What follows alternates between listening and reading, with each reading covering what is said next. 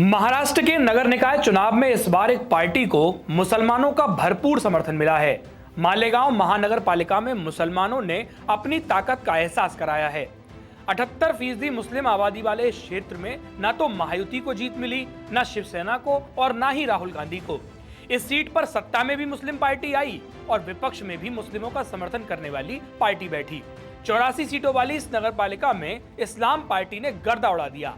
इस्लाम ने यहां सबसे बड़ी पार्टी बनकर अपनी ताकत का एहसास कराया और यहां पर 35 सीटें जीत ली।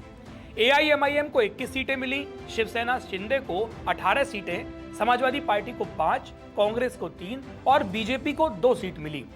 इस्लाम और SP मिलकर यहां पर अपना मेयर बनाएगी। कभी यहां पर कांग्रेस का दबदबा हुआ करता था। तो आइए आज जानते हैं कि आखिर इस्लाम पार्टी क्या है, इसका जन्म कैसे हुआ, इसका इतिहास क्या है और इस्लाम पार्टी लगातार महाराष्ट्र में अपना उदय कैसे कर रही है। अगर मालेगांव महानगर पालिका के गणित की बात की जाए तो यहाँ पर इस्लाम पार्टी को 35 सीटें मिली, AIMIM को 21 सीटें मिली और शिवसेना शिंदे गुट को 18 सीटें। साथ ही साथ समाजवादी पार्टी ने 5 सीटें हासिल की, कांग्रेस ने 3 सीटें और बीजेपी को सिर्फ 2 सीटें मिली। अब बात करते हैं इस्लाम पार्टी के उदय की। शेख आसिफ दिवंगत शेख रशीद के बेटे हैं और 2014 में कांग्रेस के टिकट पर विधायक बने थे। मेयर रहने के बाद उन्होंने विधानसभा की राजनीति में कदम रखा था।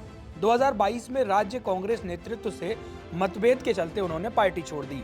इसके बाद वो कुछ समय के लिए अविभाजित NCP से जुड़े, जिसका चुनाव चिन्ह अलार्म घड़ी थी, लेकिन पार्टी टूटने के बाद उससे भी अलग हो गए। 2024 के विधानसभा चुनाव से पहले शेख आसिफ ने नई पार्टी बनाई जिसका नाम रखा इस्लाम। उनका कहना है कि ये पार्टी सार्वजनिक मंचों पर इस्लाम को निशाना बनाई जाने वाली टिप्पणियों के जवाब में बनाई गई। शेख आसिफ के मुताबिक बीजेपी के सत्ता में आने के बाद इस्लाम पर लगातार हमले किए जा रहे हैं। हालांकि नई पार्टी को चर्चा मिली, लेकिन चुनाव में वे मौजूदा विधायक मुफ्ती इस्माइल से हार गए। अगर बात करें कि इस्लाम पार्टी को वोट कितने मिले, तो मालेगांव महानगर पालिका के चुनाव में इस्लाम पार्टी का प्रदर्शन पूरे महाराष्ट्र में चर्चाओं का विषय बना रहा। मुस्लिम बाहुल्य शहर मालेगांव में नई पार्टी इस्लाम ने 41.7% वोटों से अपनी जीत दर्ज की। ओवैसी की पार्टी को 25% वोट मिले, शिंदे की शिवसेना को 21.4%। बता दें कि महाराष्ट्र में 29 महानगर पालिकाओं के लिए चुनाव हुए थे, जिसका नतीजा 16 जनवरी को आया। लेकिन अगर आप बात करें मालेगांव के सियासी खेल की, तो मालेगांव में ओवैसी को सियासी पकड़ बनाने में सबसे बड़ी चुनौती यहाँ की पारंपरिक राजनीति ने दी। आजादी के बाद से शहर की सियासत पर निहाल अहमद और शेख रशीद परिवार का दबदबा रहा। निहाल अहमद 5 बार मालेगांव का प्रतिनिधित्व कर चुके हैं। शेख रशीद कांग्रेस से 2 बार के मालेगांव सेंट्रल के विधायक रहे। नगर निगम से विधानसभा तक अहम पदों पर इन्हीं परिवारों का कब्जा रहा। मौजूदा AIMIM विधायक मुफ्ती मोहम्मद इस्माइल ने इन दोनों परिवारों को चुनावी शिकस्त दी। 2009 में उन्होंने जन स्वराज्य शक्ति पार्टी के टिकट पर मालेगांव सेंट्रल से जीत दर्ज की। शेख आसिफ 2014 में कांग्रेस के टिकट पर विधायक बने थे। 2022 में कांग्रेस नेतृत्व से मतभेद के चलते उन्होंने पार्टी छोड़ दी। इसके कुछ समय के बाद वो अविभाजित NCP में शामिल हुए।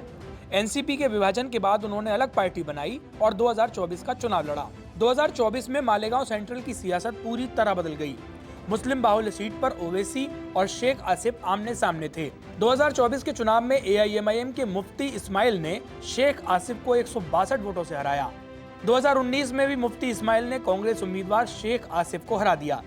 मालेगांव में मुसलमान लंबे समय तक कांग्रेस का परंपरागत वोट बैंक रहे, लेकिन स्थानीय निकाय चुनाव में मुस्लिम वोटरों का रुझान इस्लाम पार्टी की ओर चला गया। हालांकि 2024 के लोकसभा चुनाव और विधानसभा चुनावों में मुस्लिमों ने कांग्रेस को वोट दिया। शेख आसिफ ने कांग्रेस और NCP से असंतोष के बाद इस्लाम पार्टी बनाई और तब से लेकर अब तक इलाके के सभी मुसलमान लगातार इस्लाम पार्टी को अपना समर्थन देते हुए दिखाई दे रहे हैं। आपको बता दें, शेख राशिद ने अपनी पार्टी बनाते हुए कहा था कि बीजेपी के सत्ता में आने के बाद न सिर्फ राज्य में बल्कि पूरे देश में सियासी माहौल बदल चुका है।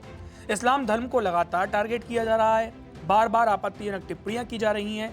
इस बात का जवाब देने के लिए Indian secular largest assembly of Maharashtra का गठन किया गया है। मुसलमानों के साथ लगातार भेदभाव के मामले बढ़ते जा रहे हैं। यानी कि इस्लाम पार्टी ने महाराष्ट्र में एक नई सियासत को सामने रखा है। AIMIM और इस्लाम की मकबूलियत इस बात की ओर इशारा करती है कि महाराष्ट्र में जहां पर मुस्लिमों को अपना उम्मीदवार ज्यादा योग्य लग रहा है, वहां पर मुसलमान सेकुलर पार्टियों को छोड़कर इन पार्टियों को वोट कर रहे हैं। यानी कि इसका खतरा सेकुलर पार्टियों को भुगतना होगा। इस्लाम पार्टी के तमाम कार्यकर्ता जीत के बाद कह रहे हैं कि हम तो वो तारीख हैं, जहनों में रहना है जिसे कागजी पुर्जे नहीं जो फाड़ डाले जाएंगे। जिस जमीन पर मैं खड़ा हूं वो मेरी पहचान है। आप आंधी हैं तो क्या मुझको उड़ा ले जाएंगे।